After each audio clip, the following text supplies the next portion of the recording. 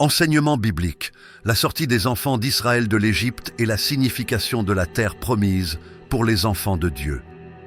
Chers amis, aujourd'hui nous allons explorer un événement fondamental dans l'histoire biblique, un événement qui marque non seulement un tournant pour le peuple d'Israël, mais aussi une réalité spirituelle profonde pour les croyants d'aujourd'hui.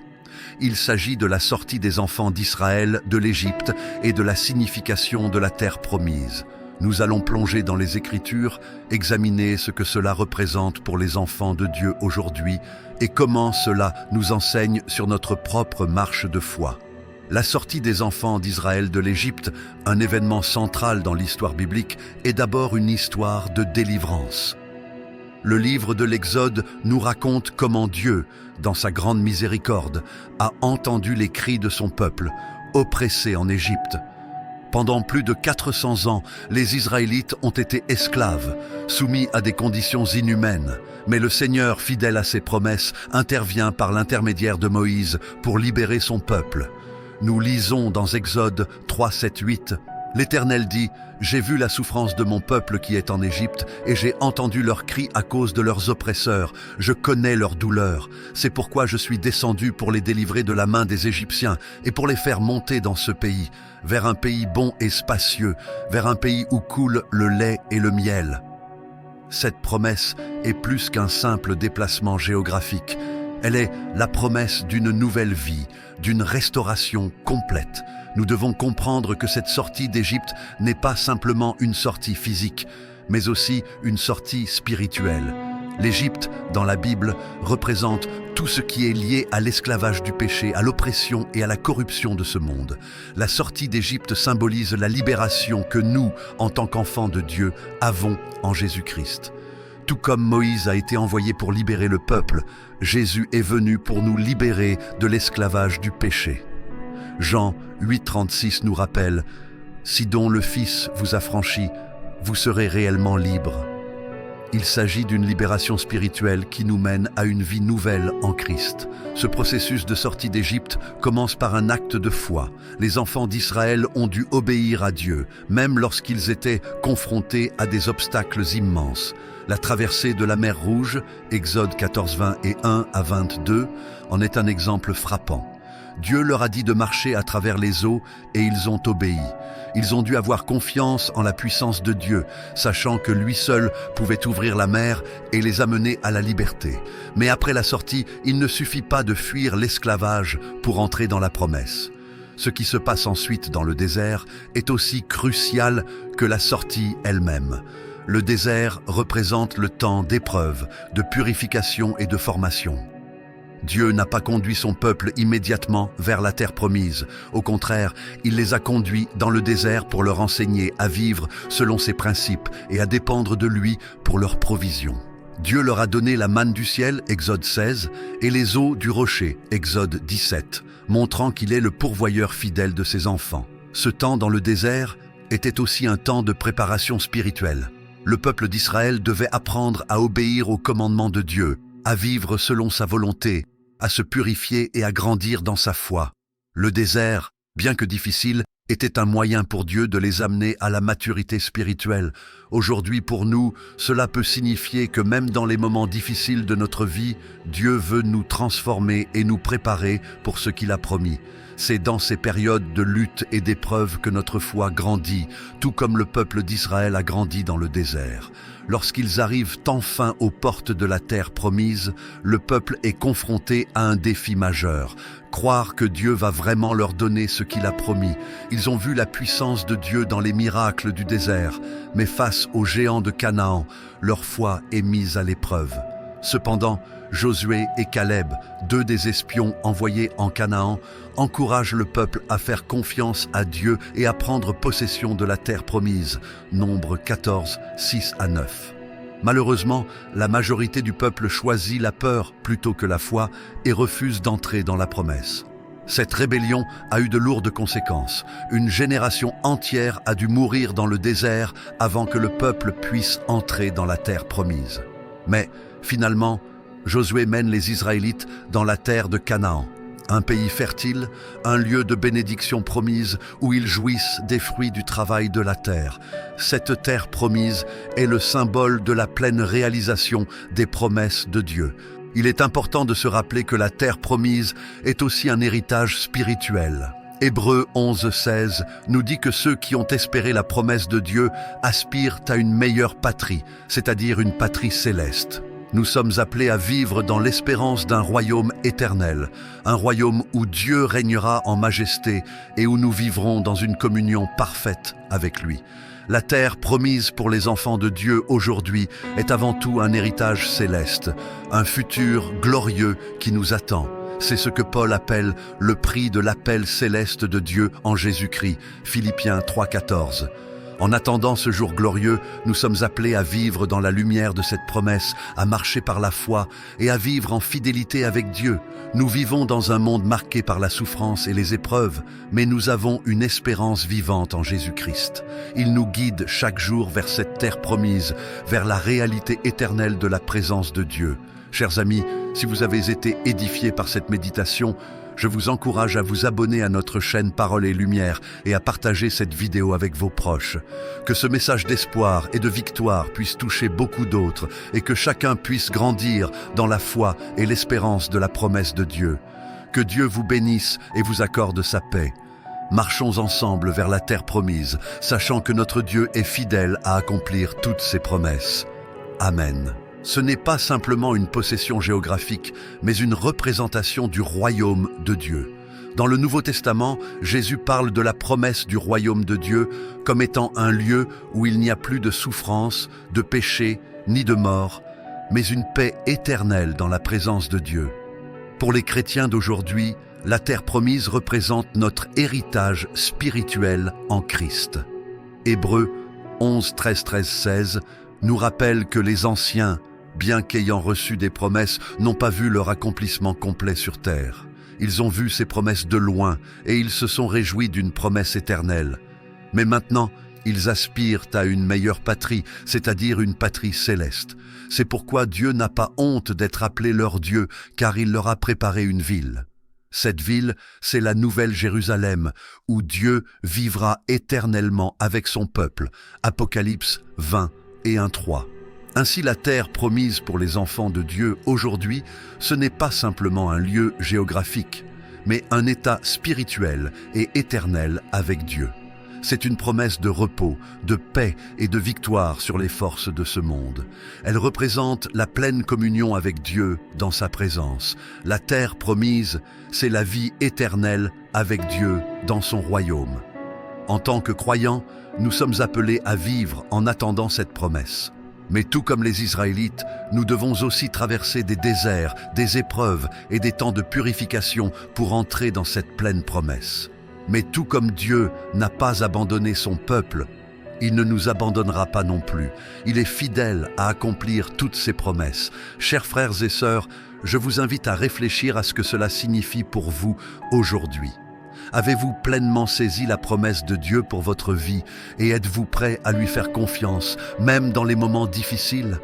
Peut-être vous trouvez-vous dans un désert aujourd'hui, une période d'épreuve, mais sachez que Dieu est avec vous. Comme il l'a promis, il vous guidera vers la terre promise, vers la bénédiction éternelle en lui.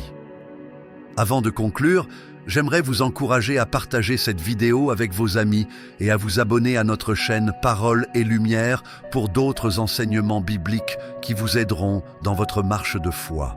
N'oubliez pas de méditer sur ces vérités et de les vivre pleinement dans votre cœur. Ce n'est pas simplement une possession géographique, mais une représentation du royaume de Dieu. Dans le Nouveau Testament, Jésus parle de la promesse du royaume de Dieu comme étant un lieu où il n'y a plus de souffrance, de péché, ni de mort, mais une paix éternelle dans la présence de Dieu. Pour les chrétiens d'aujourd'hui, la terre promise représente notre héritage spirituel en Christ. Hébreux 11, 13-16 nous rappelle que les anciens, bien qu'ayant reçu des promesses, n'ont pas vu leur accomplissement complet sur terre. Ils ont vu ces promesses de loin et ils se sont réjouis d'une promesse éternelle, mais maintenant, ils aspirent à une meilleure patrie, c'est-à-dire une patrie céleste. C'est pourquoi Dieu n'a pas honte d'être appelé leur Dieu, car il leur a préparé une ville. Cette ville, c'est la Nouvelle Jérusalem, où Dieu vivra éternellement avec son peuple. Apocalypse 21:3. Ainsi, la terre promise pour les enfants de Dieu aujourd'hui, ce n'est pas simplement un lieu géographique, mais un état spirituel et éternel avec Dieu. C'est une promesse de repos, de paix et de victoire sur les forces de ce monde. Elle représente la pleine communion avec Dieu dans sa présence. La terre promise, c'est la vie éternelle avec Dieu dans son royaume. En tant que croyants, nous sommes appelés à vivre en attendant cette promesse. Mais tout comme les Israélites, nous devons aussi traverser des déserts, des épreuves et des temps de purification pour entrer dans cette pleine promesse. Mais tout comme Dieu n'a pas abandonné son peuple, il ne nous abandonnera pas non plus. Il est fidèle à accomplir toutes ses promesses. Chers frères et sœurs, je vous invite à réfléchir à ce que cela signifie pour vous aujourd'hui. Avez-vous pleinement saisi la promesse de Dieu pour votre vie et êtes-vous prêt à lui faire confiance, même dans les moments difficiles? Peut-être vous trouvez-vous dans un désert aujourd'hui, une période d'épreuve, mais sachez que Dieu est avec vous. Comme il l'a promis, il vous guidera vers la terre promise, vers la bénédiction éternelle en lui. Avant de conclure, j'aimerais vous encourager à partager cette vidéo avec vos amis et à vous abonner à notre chaîne Paroles et Lumière pour d'autres enseignements bibliques qui vous aideront dans votre marche de foi. N'oubliez pas de méditer sur ces vérités et de les vivre pleinement dans votre cœur. Pensez à la manière dont cela se traduit dans notre marche chrétienne. Dieu nous appelle à nous séparer du péché, à renoncer aux choses de ce monde pour marcher selon ses voies. Hébreux 12:14 nous dit « Recherchez la paix avec tous et la sanctification sans laquelle personne ne verra le Seigneur. » La sanctification, cette purification quotidienne, est essentielle pour pouvoir vivre dans la plénitude des bénédictions que Dieu a préparées pour nous. Nous devons aussi comprendre que la terre promise ne représente pas seulement un lieu géographique ou même une bénédiction matérielle. Dans un sens profond, la terre promise représente la pleine communion avec Dieu. Dans l'Ancien Testament, la terre promise était un lieu physique où Dieu allait établir sa présence parmi son peuple. Aujourd'hui, pour nous, la terre promise symbolise notre union avec Christ, la vie éternelle avec Dieu.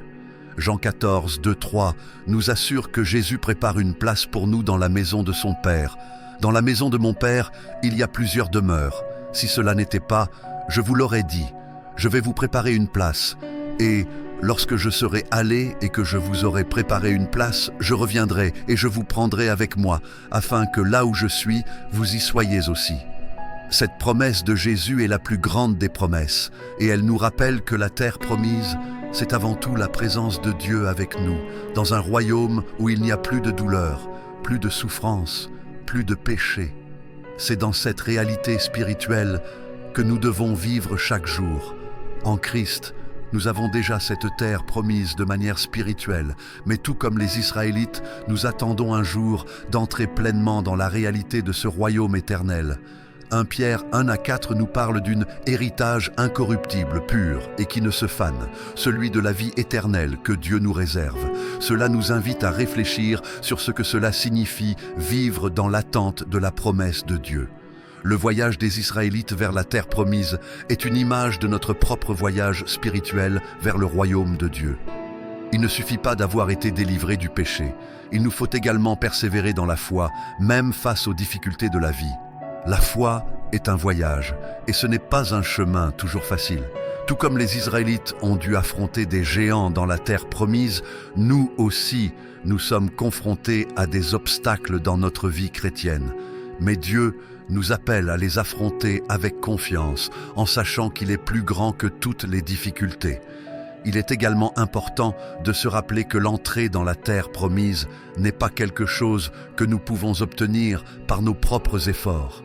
Nous ne pouvons pas entrer dans la promesse de Dieu par nos propres œuvres ou mérites. C'est par la grâce de Dieu, à travers la foi en Jésus-Christ, que nous obtenons cette bénédiction. Éphésiens 2, 8-9 nous rappelle « Car c'est par la grâce que vous êtes sauvés par le moyen de la foi. Et cela ne vient pas de vous, c'est le don de Dieu, ce n'est pas par les œuvres, afin que personne ne se glorifie. » Chers amis, Tout comme les enfants d'Israël ont été appelés à faire confiance à Dieu pour leur délivrance et leur entrée dans la terre promise, nous aussi sommes appelés à mettre toute notre confiance en Jésus-Christ. Notre salut, notre paix et notre entrée dans le royaume de Dieu reposent sur sa grâce seule. Nous avons besoin de vivre dans l'espérance de cette promesse, sachant que Dieu est fidèle pour accomplir tout ce qu'il a promis. À ce moment de notre réflexion, je vous invite à méditer sur cette vérité et à renouveler votre engagement à suivre Jésus, à marcher dans la foi et à attendre avec espérance la pleine réalisation de la terre promise, le royaume de Dieu. Si vous avez été béni par cette vidéo, n'oubliez pas de vous abonner à notre chaîne Parole et Lumière pour d'autres enseignements bibliques qui vous fortifieront dans votre marche chrétienne. Partagez cette vidéo avec vos proches pour que d'autres puissent aussi être encouragés par la parole de Dieu. Chers amis, poursuivons encore plus profondément notre méditation sur la sortie d'Égypte, le désert et la promesse de la terre promise. Ce voyage spirituel que nous voyons dans l'Ancien Testament trouve des échos dans notre propre vie chrétienne, et c'est là que réside la richesse de ce message pour nous aujourd'hui. Le désert, comme nous l'avons mentionné, est un lieu d'épreuve, mais il est aussi un lieu de préparation. Dans le livre d'Exode, alors que les Israélites traversaient ce désert aride, Dieu leur donnait non seulement de quoi subsister, mais il les préparait aussi à recevoir ce qu'il avait prévu pour eux. Il leur enseignait à être un peuple saint, un peuple consacré. La loi qu'il leur a donnée, les 10 commandements, n'étaient pas des fardeaux, mais des guides qui devaient les aider à vivre selon la volonté de Dieu. Il est important de se rappeler que la terre promise est aussi un héritage spirituel. Hébreux 11:16 nous dit que ceux qui ont espéré la promesse de Dieu aspirent à une meilleure patrie, c'est-à-dire une patrie céleste.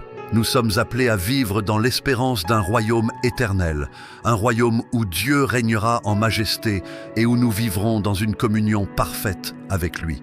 La terre promise pour les enfants de Dieu aujourd'hui est avant tout un héritage céleste, un futur glorieux qui nous attend.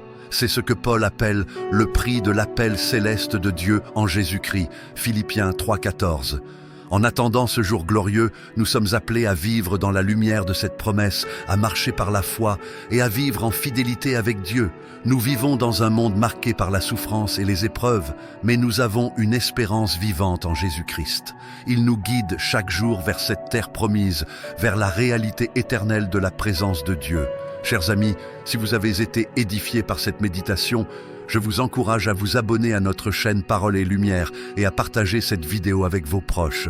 Que ce message d'espoir et de victoire puisse toucher beaucoup d'autres et que chacun puisse grandir dans la foi et l'espérance de la promesse de Dieu. Que Dieu vous bénisse et vous accorde sa paix.